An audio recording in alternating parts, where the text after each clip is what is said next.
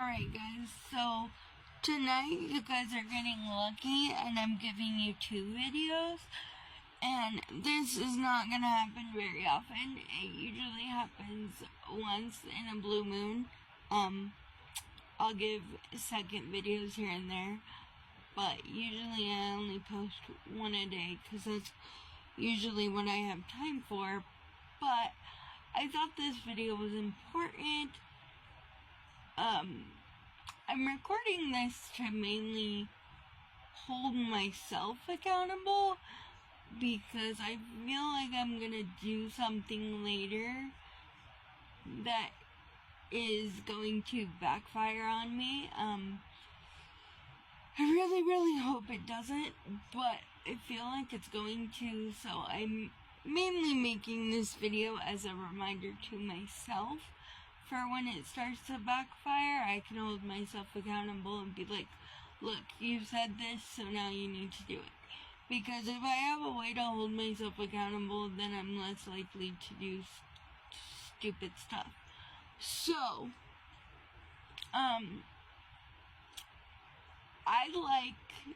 before we even get started on this topic, you need to know something about me. Some things about me. So, number 1, I love Taylor Swift. And when I say I love her, I mean, I would buy everything Taylor Swift if I could. I don't know her birthday. I'm not a crazy person that knows her birthday or her favorite color or things like that, because I don't see the need to dedicate that much energy into Taylor Swift. But I do like her. I do have calendars of her. I have shirts that represent her. My caregiver, or one of my possible caregivers. Anyway, I don't even know how to explain her, so I'm just gonna call her my Brandy. My Brandy got me a Taylor Swift fanny pack, and I love it. I use it every time I'm in my new chair. But anyways, so yeah, I love Taylor Swift, and so I'm down on the whole Eras bandwagon. And number 2, you need to know that I have been in therapy for almost 7 years now. And I've done a lot of personal growth since then. I had the same therapist for 4 years, and she was with me because I was 15 when I started therapy. And I'm not ready to talk about why I started therapy, but if you know me, then you know my story. If not, then I'm sure more of that story will come out later. But for right now, you need to know that I've been in therapy for 7 years, and I had the same therapist for 4 years. And my first therapist was with me from 16 to 21, and so she helped me during the era when I was just discovering who I was and just learning about life on my own and things like that. And I'm so grateful for the things that she taught me, and if she were to come back tomorrow, I would probably go back to her as a therapist. However, she did retire, and then the second therapist I had, I liked her, we clicked, things were good, I had no complaints. However, she couldn't give me the time I needed, nor do I feel like she was really giving me the tools that I needed. She would tell me what I needed to do to fix my problems, but wouldn't tell me how to fix it. And I'm very into, if you're gonna tell me something, you gotta tell me step by step. So yeah, and then I got my third therapist, and my third therapist taught me something called an emotional bank account. an emotional bank account is like a real bank account, but you don't put money into it.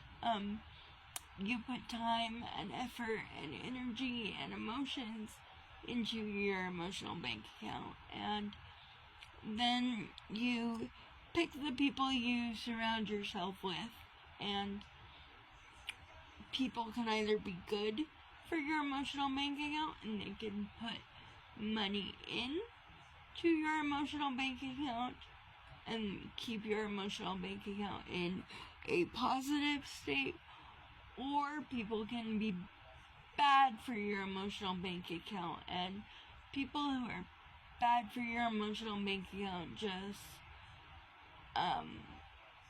just like pull from your emotional bank account. They never give you anything back. They just drain you. They don't respect boundaries, things like that. And the emotional bank account has really stuck with me and really made me realize that I'm in my I don't give a fudge era.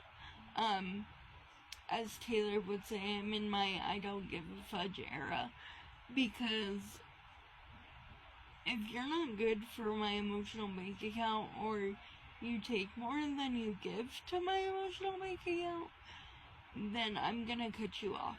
And that's just the way it's gonna be. And I'm in a place with relationships in my life where if you don't put in as much effort as I do, then I don't want you, because I don't want to put in more effort than somebody else, because then it makes me look like I'm begging, and I'm better than begging. I don't like to have a better than thou attitude, and usually I don't say I'm better than everyone, but I'm better than begging, and I won't beg anymore. And I think it's okay to set boundaries, and it's okay to tell people, look, I'm not getting, this relationship isn't equal.